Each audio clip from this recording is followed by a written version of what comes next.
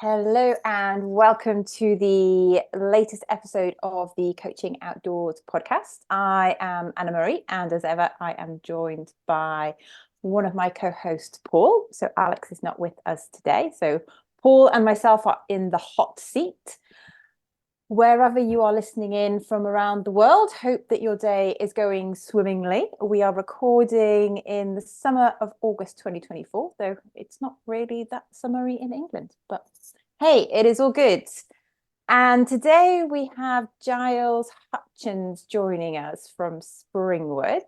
And I'm going to pause and invite him to introduce himself with a little brief overview of who you are, and we've got plenty of time to dive into whatever emerges over the next 45 minutes or so. Well, okay. Well, thank you very much for inviting me. I'm a coach, author, advisor. I've been working in business for 30 years, advising all sorts of organizations. But my passion since when I was young really has been about nature, and more overtly over the last 20 years or 15, 18 years, I have been exploring how business can learn from and take inspiration from nature, and in particular, working with leaders. So I take people on immersions in nature and I coach people in nature, but I also coach a variety of people online, but working with nature's wisdom, which no doubt we can explore as we get going. So kickstarting with a question that we ask all of our guests, just to set the scene. And it is an invitation to take you back in time. So what is your earliest memory of being outdoors? And why do you love the outdoors so much? Well, I've got a couple of memories that stand out. One was actually, I'm not fully conscious of it. It was when I was about 1.5. I had dreams for many years afterwards of breathing underwater. And it wasn't till I was a lot older that it turned out, because my sister and my mum were discussing it, that I almost drowned in a stream when I was 18 months old. I was down headfirst in the water for some minutes, apparently, until my sister apparently saved me. My mum was elsewhere. But for me, actually, I think that informed me, because, as I say, I used to have these recurring dreams of just breathing, swimming, being in water. So I was quite happy, obviously, under the water, but perhaps at one level I was probably dying. I don't know. But then much later, around the age of 7, I had quite a profound out-of-body experience lasting for about an hour in nature, which is something that I can viscerally remember in my body mind and has informed me. Why do I love nature? I think I had probably partly my parents religiously going on walks on Saturdays and Sundays, nature programs, all of that. But really, I mean, what is there not to love? I just find it amazing. Just the sunrises and sunsets, just the world itself, the nature around us, I find utterly awe-inspiring. And that keeps informing my work. Thank you. Wow, that dream aged 18 months that's the first time we've had someone recall more of a dream state than a visceral memory being out in nature. And it's just the way that our conscious and unconscious mind plays and brings our experiences back to life is fascinating.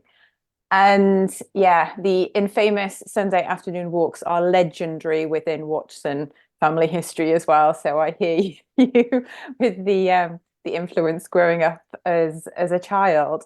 And clearly the time has passed between now and then, and our childhood does exert an influence on us. And now you describe yourself as a pioneering practitioner, executive coach, thought leader, and keynote speaker. And that's, various strands to your portfolio, which a lot of coaches working within the space do draw upon. And we're always interested in that journey. How did you get to where you are now? Maybe what are some key milestones and influences along the way? And I'm aware that this could be a meaty topic. So just keeping it succinct with some key points would be Yes, interesting. I'll try and just sort of signpost some main ones. I mean, those out of body experiences continued. So I had a few throughout my teenage and early adulthood, all of which have informed me. Not all of them were in nature. Some of them, so one was even in the London Underground. But it was still an experience that has helped inform why I do the work I do, which is essentially around consciousness and helping us wake up to this life experience in a more deeper way. But I would say around the age of 15, I had a maths teacher who actually showed us videos of animals being tested on live in laboratories and being skinned alive in factory farms and so forth. And it completely shocked me and completely transformed my experience of life. One, because I realized how we can be so easily inured in the system, because all of us were shocked by that video, all 30 of us in the classroom, but within an hour or two, most people had moved on. And by the weekend after that, it seemed to be just me and one other person. And by the following week, just me. So I saw how actually people could just put up with stuff, which for me was just totally irreprehensible. So the wheels came off the road a bit for me around civilization when I started then asking my parents and other people around this, and then it became almost considered normal that these things go on. I found out about chaining the rainforest and about unsustainable behavior, sewage going into the sea and child labor and all sorts of things, and that sent me down a path. But I actually vowed to go into business, having spent a few years in activism and realizing how much it was driven by anger, essentially, and projecting that anger onto other people. I decided to go into business and find out, because people seem to be always saying it was because of business that these very weird anti-life behaviors were happening. So I then joined business and I started off in property and finance, the sort of edifices of the capital system, if you like, and then joined KPMG as a management consultant, helping all sorts of businesses transform. I actually became director of business transformation in the UK, so helped all sorts of organizations go through various transformations. Front office transformation, we used to call it back then. And I ran a practice, my own P&L and team of 50 people. So I learnt leadership firsthand, and we also got obviously taken through all sorts of world-class leadership development programs. And it was around that time when I had my sort of rupture again, a sort of unconscious rupture around, I was offered the job to do a next stage up, which would have been an important, role of being paid a lot of money and running a big department. But actually the unconscious started knocking, and I realized I needed to start making good on my promise and take another path, which was to start, and so I had another sort of quite weird epiphany experience, and that sent me down a path of then shifting into sustainable business. So I was global head of sustainability for a multinational called Atos Origin. Some people may remember Origin was in Frederick Laloux's original research around teal organizations. So there were aspects of the organization that were quite enlightened, but in general, it was a mainstream corporation. And I spent some years, I was one of the first global directors in sustainability at the time in Europe. It was back then when sustainability was still relatively nascent, around 2007, 2008. And I spent some years working there, helping all sorts of organizations. And it was during that time that I started bringing in business inspired by nature. So I set up Biomimicry for Creative Innovation with specialists from biomimicry that I'd met. I started teaching at Schumacher College, Eden Project, Exeter One Planet MBA, which came out at the time at the business school. I was one of the early lecturers on that. So I started looking, and we started running workshops on business inspired by nature at places like Amsterdam, Paris, London, Kew Gardens, and so forth. And then that led to me writing my first book, The Nature of Business, and leaving corporate life and becoming a coach, then doing the work I'm doing, and then moving to the woods. And it really was writing my second book, The Illusion of Separation, that led to a much deeper understanding of the philosophy and consciousness that underpins why we think we're separate from nature and why we might do these weird things like skin animals alive and put children into factories and so forth. Amazing. That's fantastic, Giles. And the word that segues into another question, but I just wanted that came up for me is regeneration. Is you regenerating in that story of, and I guess many of our listeners will identify with that. I know I certainly do, around how we go through our lives. Almost, are we trying to find the thing, our path, our purpose, or are we regenerating ourselves to go again? It's interesting concept, but that's certainly that word comes up, and I know that word sits and lies at the heart of your work. And could you perhaps explain to our listeners what that means to you, and how does inner nature and that outer nature connect, to this concept? Perhaps you could just unpack that for our listeners. Sure. So you're right. I feel in many ways had gone through series of metamorphoses in my life, and I think I will continue to do so. I never forget a mentor or a partner at KPMG at the time saying he was astounded how I kind of metamorphosed myself, and that was even before these things happened. So I think that is an important part of how one may have a life experience. But essentially, regeneration is a core pattern, a harmonic within life. And in learning to attune with life, we are learning to work with that regeneration pattern. So you could break that regeneration pattern down into three areas just to help our left brain hemisphere. It's not actually broken down into three areas, but it helps us talk about it. One is, working the way nature works, actually exploring how nature works. And usually when we mean nature works, we often referring to what nature is out there. We unwittingly actually engage in that separating lens of the egoic awareness by just looking out there. And so what I've done in my latest work is spend quite a lot of time exploring how inner and outer nature are all part of that.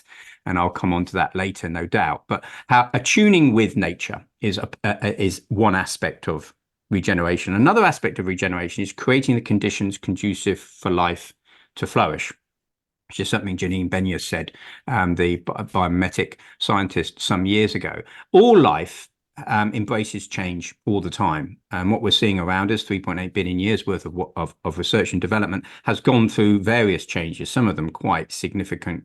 And it's continuously adapting. It's continuously evolving to that change. And change itself is not an outer adaptation. We're not just adapting to change out there. There is inner intentionality within the cell, within the organ, within the body, within the living system, whatever it is. So it's an inner outer dance that's going on that's helping us continuously awaken to this wisdom of life. And then the third part of regeneration is death rebirth itself, which is what that process that you're referring to. And that death rebirth process, we as human beings have the ability to go through threshold crossings where we can regenerate our own sense of self in relation to the world. And a lot of adult developmental psychology goes into this research in quite detail, which is that we go through stages of ego stage development, meaning making in our lives.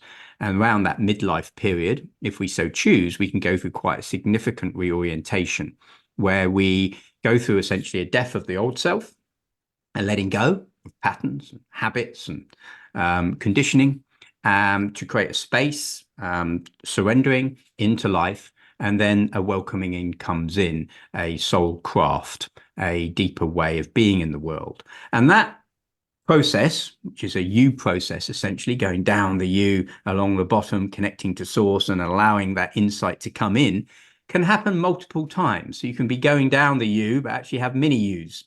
And that's where your multiple metamorphoses can happen. You can be developing your soul craft around, for instance, being a nature immersion coach, helping people through trauma, through significant periods of change in their life. But then as you go through that process, and often we're self-healing ourselves in what we're teaching others, that goes on, that inner outer. But then we might get to another stage in our life where actually we have moved into perhaps helping people with elderhood, or helping people with being a death doula, or crossing the threshold, whatever it is. And so our soul craft upgrades or goes through another metamorphosis. So embracing life through death, through recognizing that we can die before we die, we can have a psychological death and rebirth, I think is an important part of regeneration.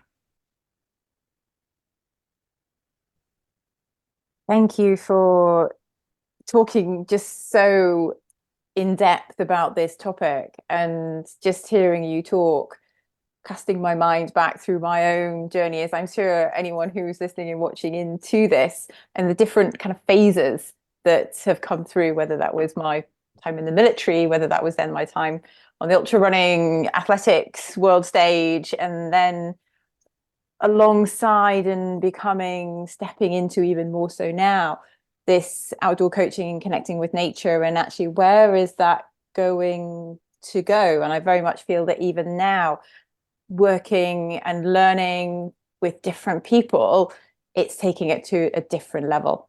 And yeah, it's fascinating and also scary, that where is it, could it go? I'm having to let go, I'm having to shed, there's a death, the grief of that side of myself, and then also stepping into the possibility as well. So no, thank you. And anyone who's listening in, if this is resonating with you, please do reach out, share. We'd love to know your experiences as well. And Giles, your work takes place on some land, a beautiful piece of land called Springwood. And within it, there are names which just captivated me as I was reading through the map. There is the Bridge of Intention, the Womb, the Emporium. So how did you become guardian of this piece of land? And then how was it blended you blended within, it's created this space? Yeah, and I think it has been a fusion, and very much been an important part of my later metamorphosis, coming here and infusing and adapting and evolving as a result. It happened through synchronicity, if I'm truly honest, and I think many moments in my life, the more I look back, and sometimes in my coaching journeys with others, I invite them to look at the meaning-making moments. But it was quite synchronistic. It actually started with me going to see a healer that my wife used to see, and then the healer started seeing me, and we had moved. She's actually in Devon, and I went to go and see her again. We had moved to the Cotswolds to be closer to my sister and so forth, with our two young daughters. And I went to go and see her, and she wouldn't let me in the door. She was so passionate and excited about the fact that me and Star, my wife, were going to find our sanctuary this year, and it was so important. And I was just like, I'm not sure we're looking for a sanctuary. You know, I mean, what are you talking about, sort of thing. And she even got the laptop out and started looking at properties. And this was someone who didn't want to ever necessarily own land. He didn't actually feel sort of the ownership of land, wasn't as I certainly didn't want a debt. So the idea of sort of buying, she was looking at properties all over the UK. So I had to sort of calm her down a bit and said, I don't think this is going to happen. And we then moved on with the healing. But she did say at the end of the healing, look, there's these moments in this year ahead of you, Giles, where you should set intentions for inviting in this place, because it's important for you. Spirit is speaking to you, and it's important for what you can offer others in the years ahead. So on one of these gaps, I remember telling my wife anyway, these two gaps, and one of these gaps just happened to coincide with where I'd taken my kids to my parents. And so my wife, cajoled me and said, well, why don't you go off and just go and set some intentions? You know, why not? And I was like, oh, well, I was writing a book called Regenerative Leadership at the time with Laura Storm. And so we were in the midst of writing, and I was just like, oh, but you know, imagine if a sanctuary did come in. It's not the right time. I've got too much going on. You know, it's sort of the typical human sort of blocking thing. I went off into the woods anyway and set an intention. I said, if there's any ancient woodland out there that wants to do the work I do, connecting leaders to nature and opening up to nature's wisdom, let them be known to me. And, you know, I did that a couple of times in that window of an hour. What I didn't expect was 3 hours later an email to come in, which at the time I looked at and almost just sort of just put away, because it was just too strange, and it didn't sort of compute, because I was probably thinking of a couple of acres in Wales. This was 60 acres in Sussex. So it was no. So I remember sort of putting it away, but thinking that's odd how that just appeared. And then it was fortunately, I had already left corporate life for a number of years. So I was actually able to listen to my intuition more than probably I would have done when I was flying around the world. So something told me in the morning to go back to that email. That was important, and I did. And then I rang I engaged with the person who sent me the email, and it was very weird. And that led to all sorts of things. What I didn't also realize at the time was literally a week before, on a workshop, a banker from Triodos Bank had attended. So then I could contact him and said, well, look, you've been on one of my immersions. I'm thinking, could this project work? And then Triodos actually were able to engage with me about exploring a commercial mortgage, which helped make this whole thing happen. I mean, I make it sound very easy. It wasn't. It was then months of, lawyers and so forth. But it happened. And I said, if this happens, I'm going to deeply trust in life. And here we are, 5 years later. It's literally 5 years ago we've been here, and a lot has happened in that time. And yes, I would say I'm only just beginning to see my onion layers peel back and infuse with the depth of energy of this place. It's a very wise, lovely piece of land that we're lucky to be called as almost just human guardians, really, just stopping other human beings spoiling it in some way. That's all we're doing, because life is quite happy here anyway, Absolutely, Giles. And I absolutely, I'm sure it is. And the first thing I would say, I would encourage any of our listeners and watchers to pop onto Giles's website, take a look at some of the imagery, videos on there, Giles, of Springwood, and some of the work that you're doing. And it does feel synchronicity, serendipity, I don't know, something, the banker, the stories, it just all aligned. And it's really interesting, isn't it? What is seeking you? What you're seeking is seeking you, and perhaps there's something out there that, as you say, you put it out there in the ether, and a few hours later, an email arrives, which I think is incredible. I would encourage the listeners, in terms of your work at Springwood. I know for me as a team coach, and I know you do immersion days, you do coaching one-to-one. You do all sorts within Springwood. What would be really great now, Giles, if we could just open that work up at Springwood. And I know I've seen some of your, hackathons to appreciative inquiry. There's so much great stuff on there to unpack in your work. And really, I honestly would encourage people, have a look at it. It's fabulous. I've still got lots of reading to do and go through some of the stuff that you've got on there. And would you just give us an insight into perhaps how you and Springwood co-create and work together? That would be really lovely to hear. Sure. First off, any coaching, so it's either team coaching or organizational development or one-to-one. Any coaching I take on, it's more around the ego-soul dynamic. So it's not just horizontal development, it's also vertical development. So for those who don't, just a quick explanation.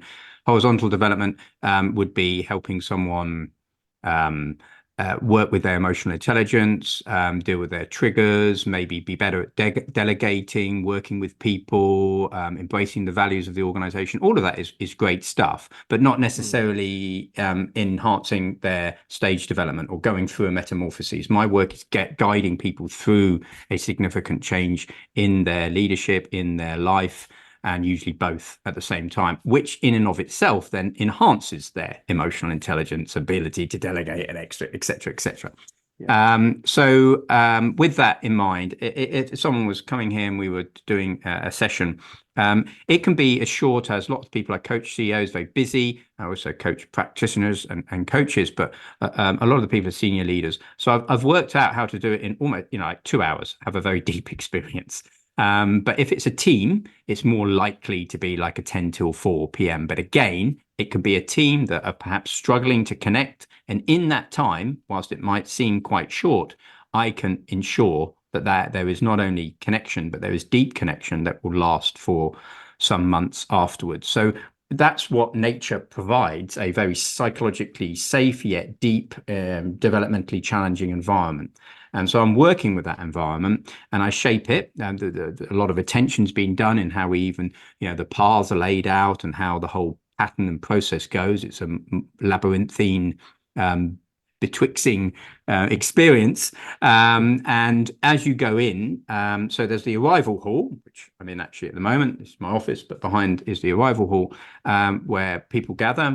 We have teas and coffees, just let people land, do the initial intention, share some basics around science. Why are we going into nature? Make them feel comfortable. You're just meeting their left hemisphere. You're meeting their ego, making them feel comfortable, explaining that I used to be at KPMG, explaining I used to run a P&L and all of that good stuff. So they don't think they're in with something hippy dippy that, they can feel okay. And then you go off in pairs. And again, that's just dropping. I call it really just settling in. And it can be any sort of inquiries. You go into the woods. What's happened over the last few months? How is the organization dealing with the new world of working, or whatever it is? How's the new strategy? Whatever. Just letting them settle. But then we go into a process of, if it's one-to-one, I would be engaging with them and processing some of their initial challenges to let them just start dropping down the U. If it's a team, quite quickly we would then, both individual or team, start going into a forest bathing activity. So that forest bathing activity could last half an hour or even just 10 minutes if need be, depending on what the schedule is. But then it's quite deep. I've sort of over the years developed my own little way of going pretty deep pretty quickly, giving enough information, scientific information, learning from living systems that is giving the mind something to hold on to, but actually opening up the heart and the will, to use Otto Scharmer's mind, heart, will analogy. We're really opening up the body mind. We're doing coherence work. We've done some somatic movement. We'll be doing things like Qigong, deep belly breathing, maybe even taking our shoes and socks off and bare feet connection. But all of that will be surrounded in an environment that makes them feel comfortable. It doesn't make them feel like they're going off into some, weird cult experience. And then I think I actually help them gain an experience of the interconnectedness of how nature works by working with trees and living systems around explaining how electromagnetism, how forest bathing, aromatic compounds, how connection to through sound, how the wood wide web works with mycelia, all of that. It just opens them up, gives a connection, and actually observing nature as well as we're walking in silence for periods of that walk. Then we move into a very simple letting go, welcoming in process using theory U as a framing. That's why I love theory U. It's very simple, helping them go down the U, allowing them to become aware of their own absencing and presencing, but then actually sharing as a group or as an individual, what is it you wish to let go of right now? And at that point in time, we may have only been in the woods for 40 minutes or so. Already they are sharing in a circle from a deeper level. Their voice has changed. They're not just, one or two people may still be trying to do the I'm still needing to protect myself ego version, but usually when others share, everybody starts. And it's not unusual for people even to show moments of emotion or tear or just releasing and relaxing at that point in time, certainly one-on-one and in groups.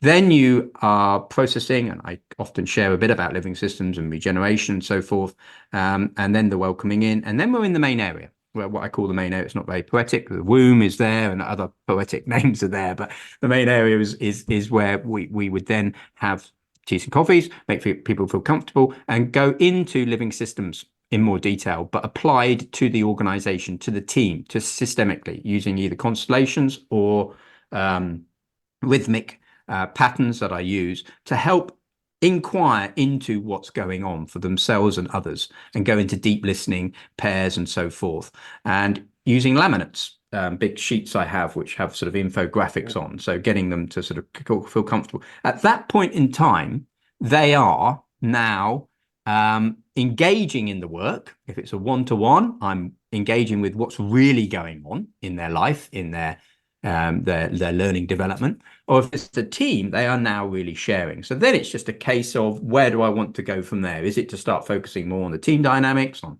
embedding values in the organization and developmental learning, or whether it's actually working with that individual and going deeper into their life? So you have entered a space of deep dialogue. And often I do way of counsel round the fire with a talking stick at that point.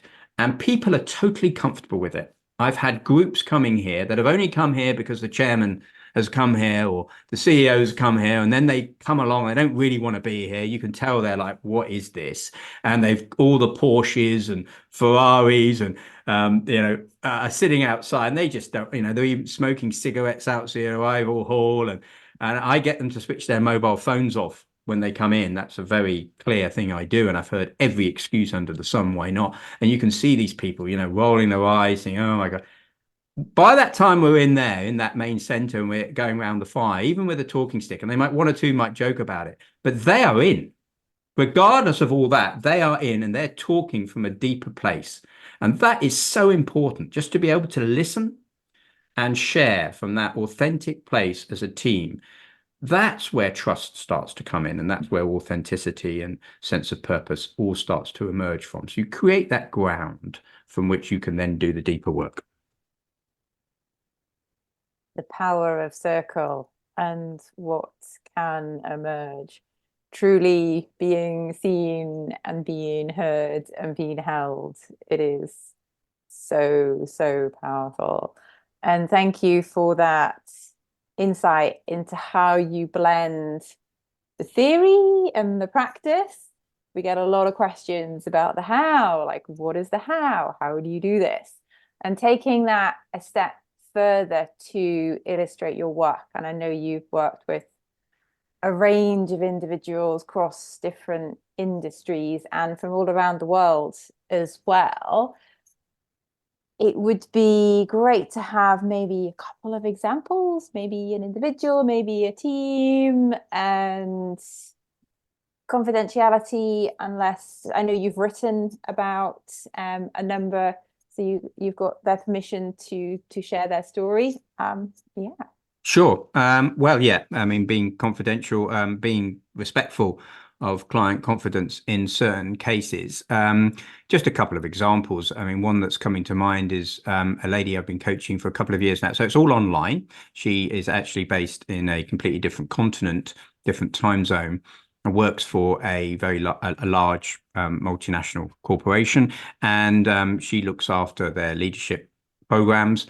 And during that time, that coaching journey, it's first working with her and giving her the authenticity and courage to step into her own power and self, and seeing her expand her meaning making. And in so doing, what's happened is she's, as a result of this work that she's been on, it's not, I can't say it's all just because of my coaching, it's her own journey has developed the courage to in-house what was a leadership development program, which was being run at a multi-million expense by very expensive management consultants, to now actually run that in-house and actually do it in a far richer, deeper way, and much more authenticity, bringing in some of her tools and techniques around mindfulness and presencing, and bring them into the woods and so forth. And as a result, that business is also now engaging in all sorts of other aspects around looking at how they engage with their supply chain, how they use regenerative practices throughout the business.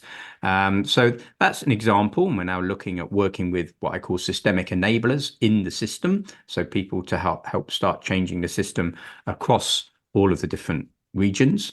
A quite different example, a different sized organization, more like a couple hundred people rather than 20,000, is coaching a CEO and a head of culture, actually a Paris-based or French organization, where as a result of our journeying together, seeing them transform their purpose as a business into being much more focused on regenerative business. And what does that mean? And what are the services that they can offer their clients? And how does that work in practice? And watching the individuals I coach going through quite significant life changes themselves, and actually launch now some quite significant offerings that are helping roll out regenerative business for their clients. CEO from a well-known fashion brand that I've been coaching, and that business, embracing B Corps and conscious working with, in particular, women around the world in disenfranchised situations, often in war-torn areas, really significant projects doing on the ground, working with the leadership team of a consumer goods company, lifestyle, again, that consumer goods company going from essentially producing consumer goods, to actually producing consumer goods in a more mindful way, sustainability, closed loop, circular economics, and so forth, to actually moving into, hang on a minute, we're more than just producing consumer goods. We can provide services around how do people engage more consciously? How can we actually become a lifestyle well-being brand? And how does that enrich the value proposition? So watching them go through these changes. I want to make sure that I'm not coming across as indicating that these businesses have changed purely because of working with me. That's not my point at all. It's more guiding people through journeys. Who knows what they might have done anyway, but to be there and hold space whilst they go through these journeys and perhaps help give them the courage to do perhaps what they might have done anyway, but in a different way is all I can do as a coach, working with leadership teams. And there's one particular organization that I do talk about in the book, where there's a couple. Again, I talk about in Leading by Nature, a design agency in Norway that I've been working with, doing really interesting work around foresight and how you adapt, you become future fit as an organization. And Vivo Barefoot, you will see at the back of in the appendix of Nature Works, but there's also a whole chapter case study in Leading by Nature, my previous book, on Vivo Barefoot. They've been coming here to the woods, bringing immersions, pods, new joiners, and I've been helping shape the whole culture around the values, their whole, what we now call the Live Barefoot way, and how that adapts and evolves whilst the organization has gone through significant growth. It's tripled its headcount just over the last few years. So how do we keep true to the essence of things whilst allowing an organization to grow? And a lot of what I do is actually coaching practitioners and coaches. So the lady just before this call that we talked about before we started this recording, based in Sweden, she is coaching a leadership team at one of her clients, and I'm helping hold space for her. And we were just designing a 3-day immersion that she's going to run. So I enjoy doing that, and I work a lot with coaches that are either wanting to move into this space of more regenerative, or who are just going through their own life changes and feel that they need some support or coaching supervision. So I hope that gives a kind of range. I mean, I work with banks, chemical companies, non-profits. I'm doing a lot of work with non-profits at the moment, all sorts of organizations. There's no specific type that is interested in this work. It's more about how open the senior leaders are. Gosh, I don't know where to start from. I just love it all, Giles, in the sense that you're vertical, horizontal, you're working with individuals, teams, organizations, and you're co-partnering with them on a journey around that whole systemic. It really kind of just gives our listeners this real true sense of, and I think it's lovely to hear from a practitioner who's working right out across that organizational piece around how people might change their products or services, really, looking outside, both them as a team and maybe a team journey.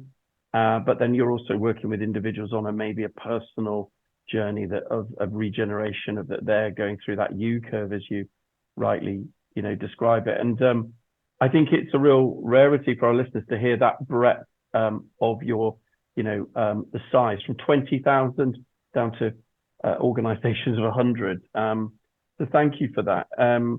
Alongside all of that, that's the practitioner, and it's lovely to be able to speak to somebody who's that practitioner. But then also for our listeners, you've written 6 books, which have gone, I guess, on a journey themselves from the original book to your latest. Would you be able to just talk us through that journey for you and those books almost, and what's been the shift change, or you're building small U's, I guess, as you build those books, is maybe a way, if I could be so bold to imply that. Yeah, I think you're right. That is what's going on. And they're constantly evolving, going through their own revolutionary evolution each time. And that's, and yet I do feel they add other layers and something different, and without actually devaluing the ones that have gone before, which stand in their own way. So The Nature of Business, my first book that was actually published in 2012, has had a bit of a revival for some reason in Germany right now. I don't know why, but it's come across, and some colleges and universities have picked it up and using it in their reading list, and it's then spreading a little bit. And it's great to see that. And actually, a lady I coach here in the UK, I asked her which book she was reading, assuming it would be Nature Works, my latest. And she said, no, well, actually, I've decided to start from the beginning. I've decided to read The Nature of Business first. And I thought, oh, that's a bit, it's a bit different. But actually, you can get a lot from, I would say perhaps over time, the books have got perhaps a little deeper around the psycho-spiritual, which isn't for everyone. So, The Nature of Business is a book that could be read on any mainstream course, and still is valid today. I then went into The Illusion of Separation, which, as I left corporate life, went into the woods, went through my own wintering, if you like, and really was connecting to nature and reconnecting with those experiences I had earlier in my life of feeling energy, sensing the field. And therefore I started exploring quantum theory, ecopsychology, all these sorts of areas. And so that book is a bit like I was actually offered to do a PhD at Exeter Business School at the time.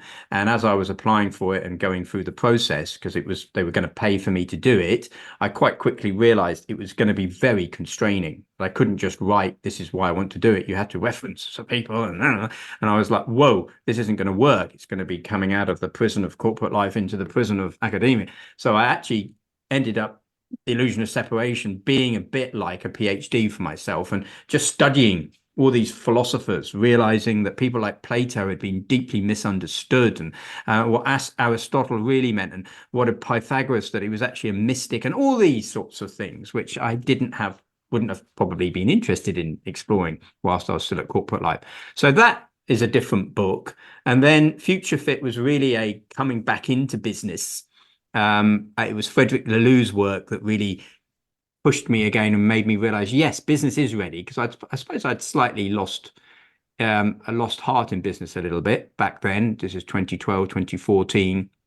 So getting a lift again when I read Otto Scharmer's work and Frederick Laloux's work, that's reinventing organizations, and thinking, yep, this is the very stuff. This is exactly what leaders need. So that was where Future Fit really came, when I brought in some of that earlier biomimetic work to apply it to the organization's living system.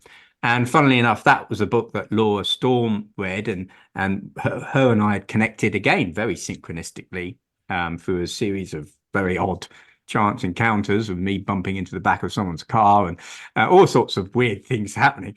And then her reading Future Fit, and us connecting and reading and writing Regenerative Leadership, which I feel in a way starts a new little harmonic. Regenerative leadership is a very good introduction to all these sorts of topics around sustainable business and conscious leadership and so forth.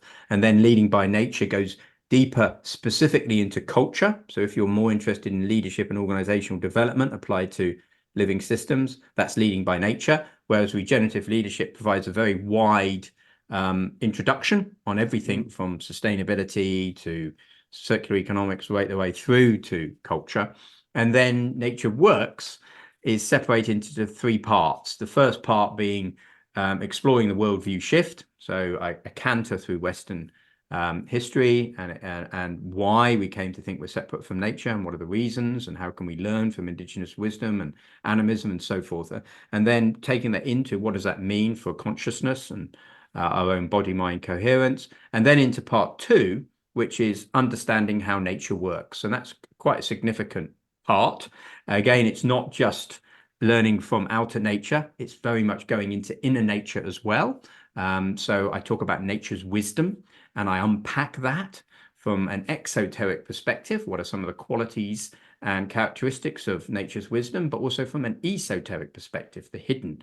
What are some of the inner metaphysical underpinnings that we need to be aware of when working in a deeper way with nature's wisdom? And then the third part is really the exploring of that whole you process, but in detail, 9 stages, loads of signposts, guiding you through your own labyrinthine journey.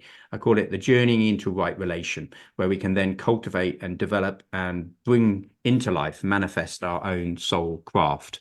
And then a series of practices and tools that help you bring that into your own life. So I hope that's a bit of a pass through there. A bit of a whistle-stop tour. And it's always interesting when you meet someone who has a creative affinity for writing, and how it's really, for you, that element of research and then sense making, and how that then influences your journey. And then so it's the process, and then the product, the book, then how that then has a life of its own and goes on to touch so many people in so many different ways. And what next? Almost straight away I'm like, well, what's the next book then? And then also, what next for you? And then what next for, where do you see nature coaching, outdoor coaching going? Yeah. And I'm kind of, there's layers there.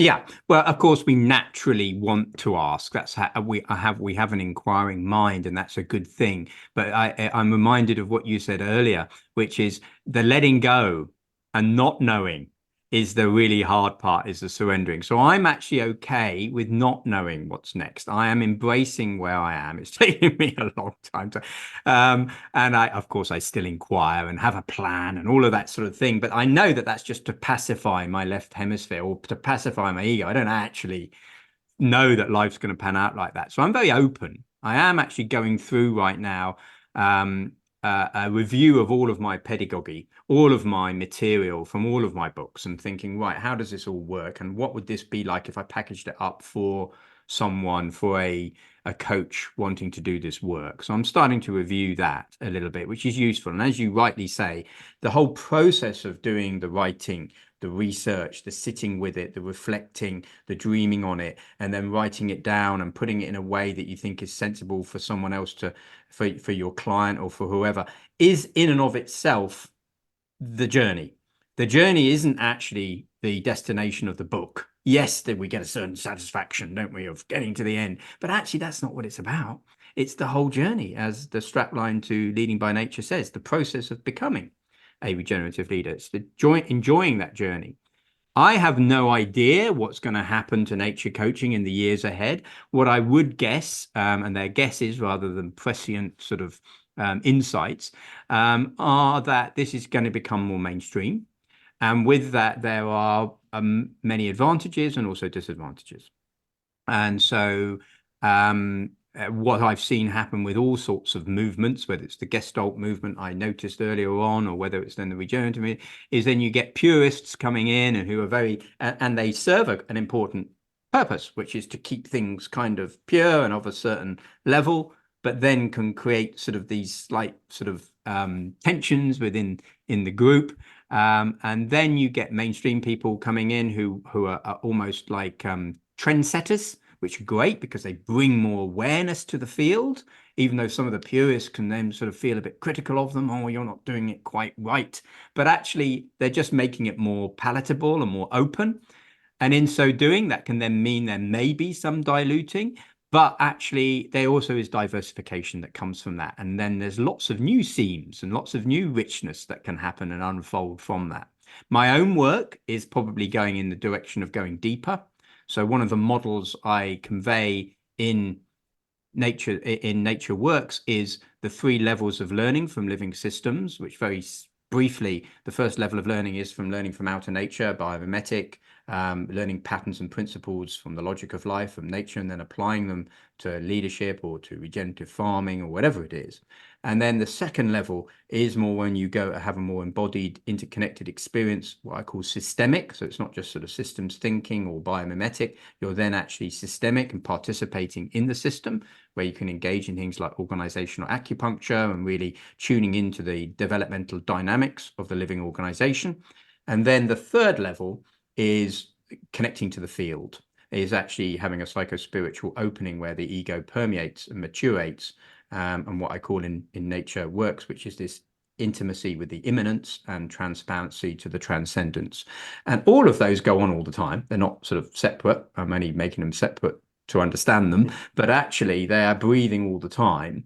And I would say my work is probably around helping some more of that depth happen and practicalizing that in a way that makes it relevant for a business leader or a coach, because for me, the most important thing underpinning all the crises we face in the world today is a crisis of consciousness. We've come to think we're separate from each other, separate from nature, separate from life, and that is creating all of the downstream effects that we're experiencing today. And yes, of course, we need to have fix things at the social level, at the economic level, at the environmental level, and so forth. But if we do that with a level of consciousness that created the problems in the first place, we're just going to run out of time. So for me, getting underneath that and working at the level of consciousness and how nature coaching can help with that is probably the direction of travel for myself. Fantastic, Giles. That's great, and thank you for sharing your future direction, and very much, good luck with that work. It sounds fabulous, and again, the legacy of passing that on to coaches and so on, and fascinating. Our next question, there is obviously what resources would you recommend? And I'm sensing you have tapped into a minefield of resources over those many years, and but what would singularly, maybe if I could dare to ask you, one or two that may step out of that resource library that you have? Well, I'd actually use that framing of what I was just talking about, the 3 levels of learning from living systems, to help here. So that level 1 learning, which is sort of gathering at the threshold, is learning from nature out there and taking patterns and principles and applying those to frames. Anything like there's lots of good courses out there. I'm not necessarily saying I've attended them, but I've heard good things from them. Biomimicry Institute, the Capra course, Ellen MacArthur. There's a lot of good content out there at that level.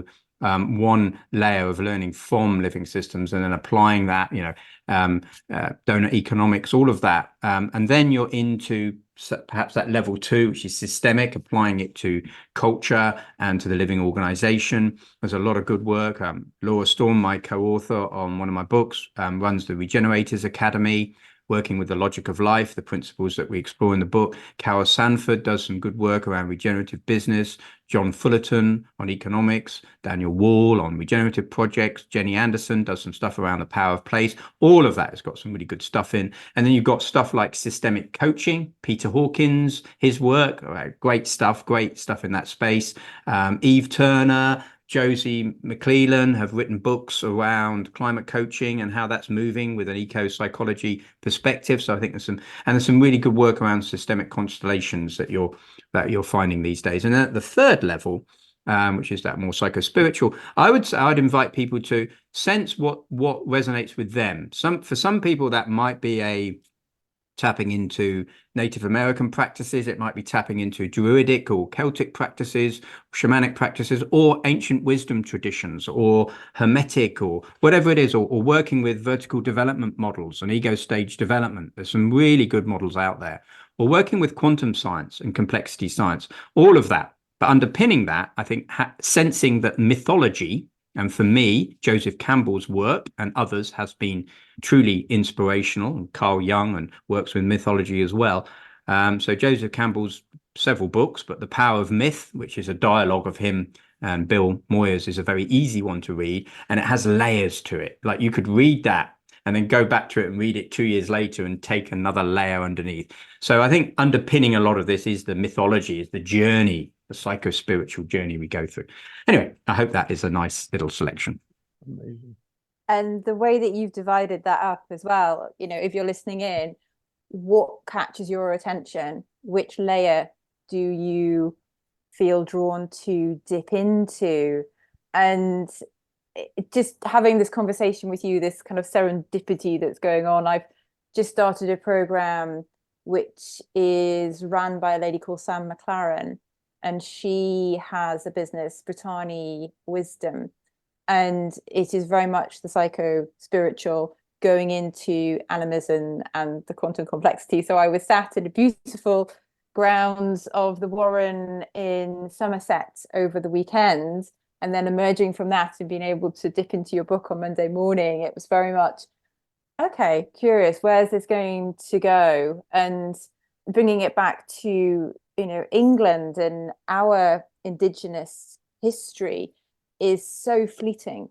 there's a huge gap, which is why Sam's work, she very much leans into, well, what are the archaeological records? What is there? If we strip away the Christian influence, what actually lies beneath and what has been captured, and then bringing it back to each and one of us. What is our innate wisdom saying? There's a lot in these British Isles. There's a lot underneath that. Yeah, a hell of a lot went on before the Romans came, as you know, and has been continuing to emerge. But yeah, we're lucky that there's a Druidic influence here in these woods. I can certainly sense, and I've been speaking to some people who we're piecing together little bits of archaeological evidence. So great work. Well done for doing that, tapping into the land where you are. Where I've landed, though, I'm from the northeast, so the southwest has called me. Interestingly, as land does. So back to you. Where can our listeners and watchers find out more to get in touch? And you have got a whole host of musings online in written and video form. So if you could signpost your work so people could get in touch, please. Yeah, well, gileshutchins.com is the easiest. You can find various things on there, including my podcast. There's the natureofbusiness.org is a blog, or just LinkedIn. LinkedIn is probably where I post a lot of stuff, and probably from clicking on LinkedIn, you'll then find posts that will then take you to other things. So I think those are the three: gileshutchins.com, LinkedIn, and thenatureofbusiness.org. Oh, thank you, Giles. It's been an absolute pleasure. And you know, we're going to leave the high wheels in West Sussex and Springwood. And Giles, thank you, Giles. This has been incredible. I think we've gone out and in. We've gone into also so much that you've unpacked, and there's a wealth of experience here. And I would encourage all our listeners to look you up and check out more and follow up on some of these recommendations and names that you've offered us. It's been an absolute pleasure, and I've really enjoyed our conversation today. We're into Series 8, and wherever you listen, please continue to join us. And we have lots of lovely other guests coming on through the Series 8, and we're about to continue some of our reviews of Coaching Outdoor Live and the work that we did recently. We're bringing people together, and we are procuring more listeners. So if there's anyone out there that you suggest or you think we may speak to, or you think would be a good suggestion, please get in touch with us. And thank you again for joining us today. And we look forward to speaking to you all again soon. Thank you very much. So if you enjoyed what you've heard, like it, share across your network, and subscribe to our YouTube channel and LinkedIn community page, the Coaching Outdoor Podcast. Thanks so much in advance for your support.